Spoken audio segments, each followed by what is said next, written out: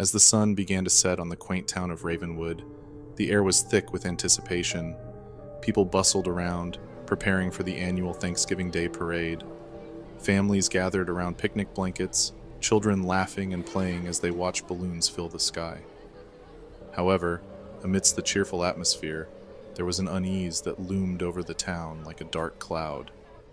Lizzie Carlyle, a young woman with hazel eyes and tangled auburn hair, felt it too. Every time she looked around, she noticed something amiss. The strangers wandering the streets, their eyes filled with an eerie hunger. The way her family seemed distant, almost as if they were keeping something from her. She loosely held on to her little sister, Emily's hand, as they walked to their grandparents' house for the turkey feast. But even there, she couldn't escape the feeling that something was terribly wrong. Her grandfather, a tall, imposing figure with a bushy white beard, greeted them with a warm smile and a plate of pumpkin pie. However, his eyes held a strange light, almost as if he were keeping a deadly secret. Grandma Carlyle, a frail woman with a heart-shaped face, hugged Lizzie tightly, whispering, "Be careful, dear. There's something out there tonight." As night fell, the family sat down for dinner, but the conversation seemed stilted, forced. They picked at their food, avoiding each other's eyes. Lizzie could feel her heart racing, her palms growing sweaty. She knew things were about to take a turn for the worse. Suddenly, the front door burst open, slamming against the wall.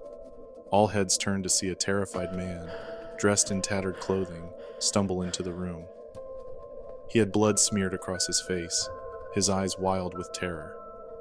Before anyone could react, Lizzie's family lunged at him, their eyes glowing red with an unearthly hunger. Lizzie screamed as they tore into the man, tearing him apart like flesh puppets. Terror paralyzing her, she watched her loved ones become monsters before her eyes. Blood splattered everywhere, painting the walls and floor with a crimson hue.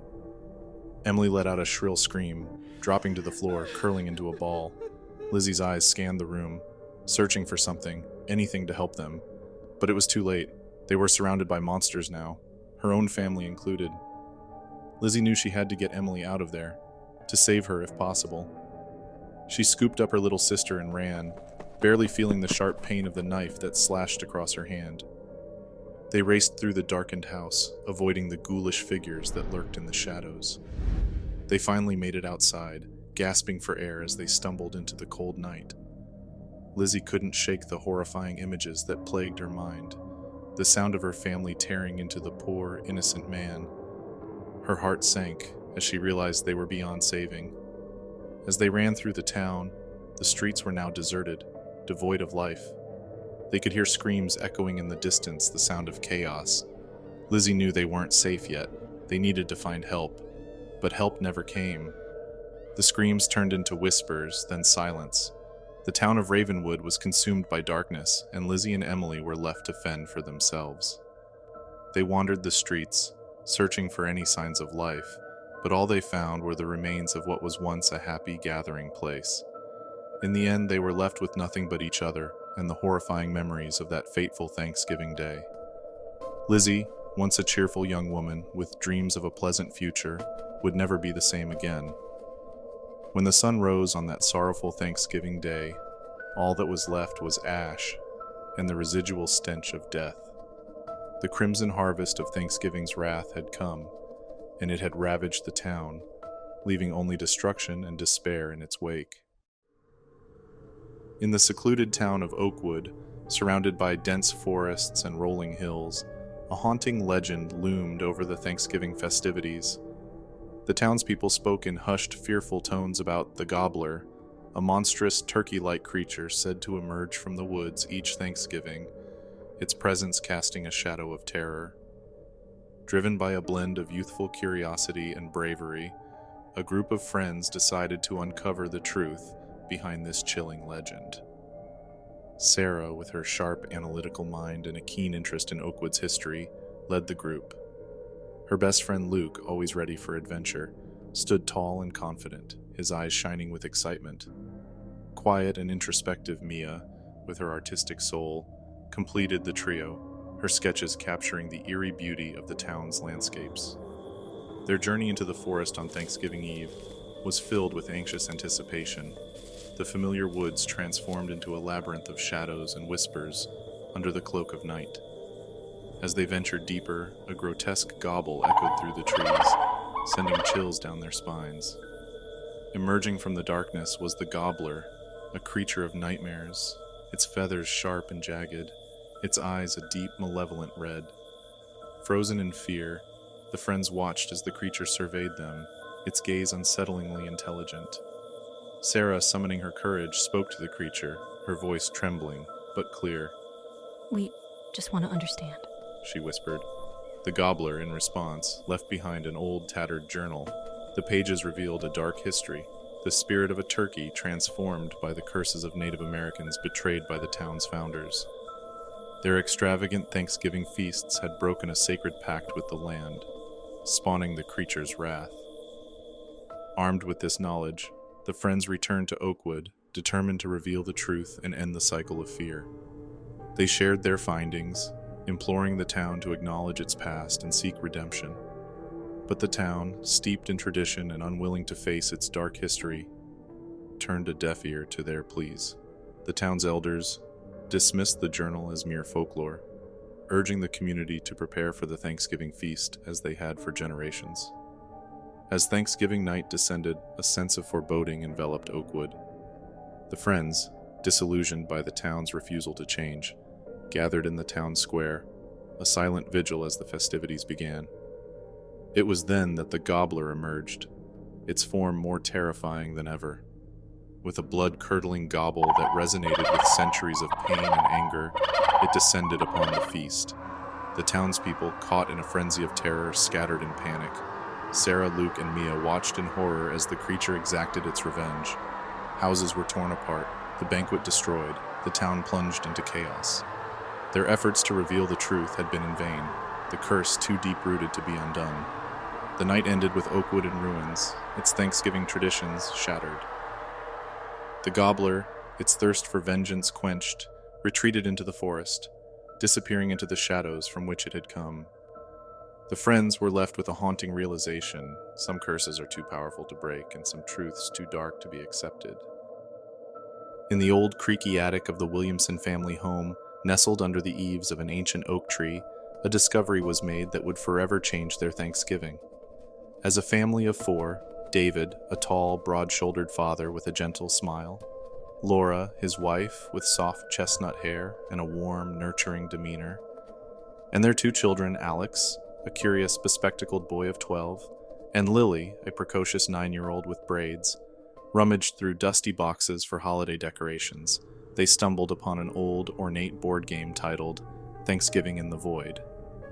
Intrigued by its vintage charm, the family gathered around their oak dining table, its surface worn smooth by years of family meals and laughter.